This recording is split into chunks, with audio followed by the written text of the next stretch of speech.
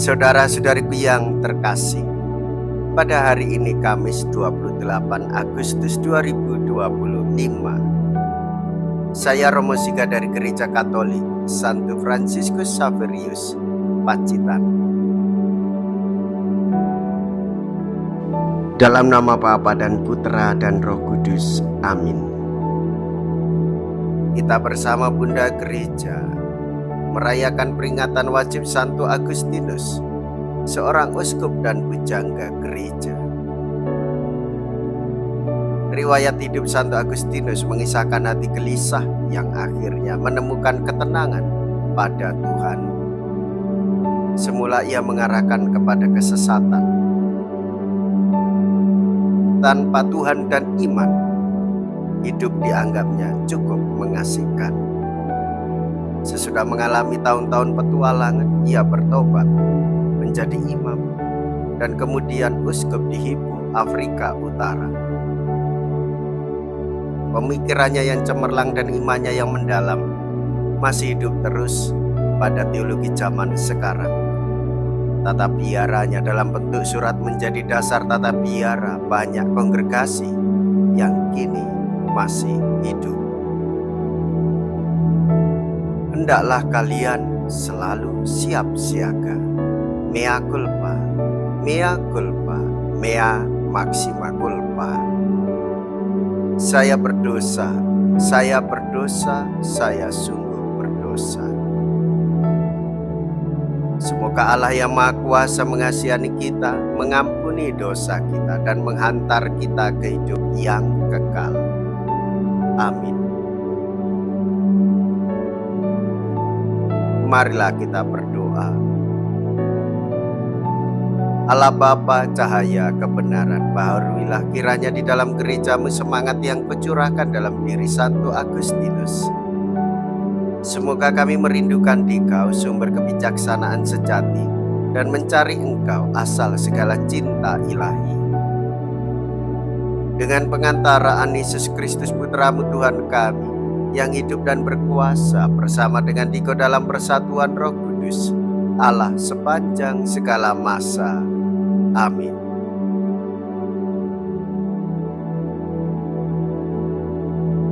Tuhan bersamamu dan bersama rohmu.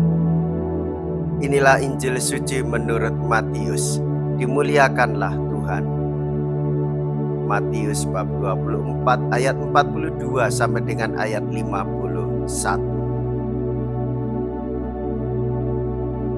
Yesus bersabda kepada murid-muridnya, "Berjaga-jagalah, sebab kamu tidak tahu pada hari mana Tuhanmu datang. Tetapi ketahuilah ini, jika tuan rumah tahu pada waktu mana pada malam hari pencuri akan datang, sudahlah pasti ia berjaga-jaga, dan tidak akan membiarkan rumahnya dibongkar. Sebab itu hendaklah kamu juga siap sedia, karena Anak Manusia datang pada saat yang tidak kamu duga." Siapakah hamba yang setia dan bijaksana yang diangkat oleh tuannya atas orang-orang untuk memberikan mereka makanan pada waktunya? Berbahagialah hamba yang didapati tuannya melakukan tugasnya itu ketika tuannya itu datang. Aku berkata kepadamu, sesungguhnya tuannya itu akan mengangkat dia menjadi pengawas segala miliknya. Akan tetapi apabila hamba itu jahat dan berkata di dalam hatinya, Tuanku tidak datang-datang, lalu ia mulai memukul hamba-hamba lain dan makan minum bersama-sama pemabuk-pemabuk, maka tuan hamba itu akan datang pada hari yang tidak disangkanya, dan pada saat yang tidak diketahuinya, dan akan membunuh dia dan membuat dia senasib dengan orang-orang munafik. Di sanalah akan terdapat ratapan dan kertakan gigi. Demikianlah sabda Tuhan. Terpujilah Kristus.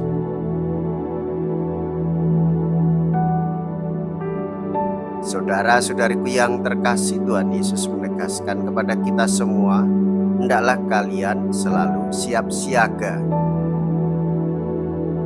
Yesus menggunakan perumpamaan tentang tuan rumah yang harus tetap waspada terhadap kedatangan pencuri.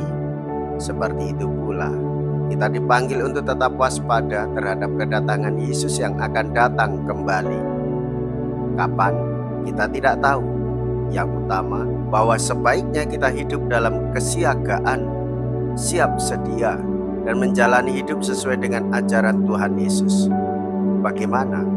Manfaatkanlah waktu selalu bersama dengan Tuhan di dalam berdoa, dalam membaca kitab suci, merayakan Ekaristi dengan konsentrasi penuh, termasuk juga ketika kita diutus secara ekaristik, yaitu di saat kita sedang bekerja, berusaha, dan melakukan amal kasih bagi sesama sesuai dengan semangat Ekaristi, berbagi untuk orang-orang di sekitar kita. Marilah kita berdoa. Allah Bapa yang Maha Kudus, berkat perjamuan suci ini kami menjadi anggota tubuh Kristus Putra-Mu. Sucikanlah kiranya kami ini, sehingga kami menjadi serupa pula dengan Dia yang kami sambut dalam perayaan suci ini. Sebab Dialah Tuhan dan pengantara kami. Amin. Tuhan beserta kita, sekarang dan selama-lamanya. Semoga Allah yang Maha Kuasa memberkati saudara sekalian, Bapa dan Putra dan Roh Kudus.